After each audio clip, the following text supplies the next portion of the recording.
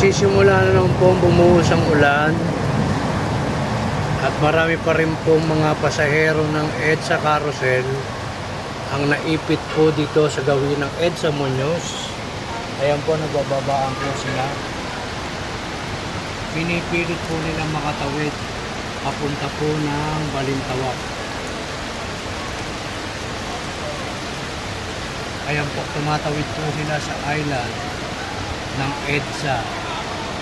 At yung ibang barrier po ay nagbagsakan na dito po sa gawin ng EDSA South. Dito po sa Muñoz.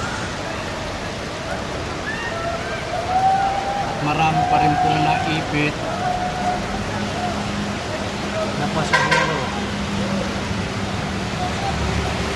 dito po sa EDSA Carousel.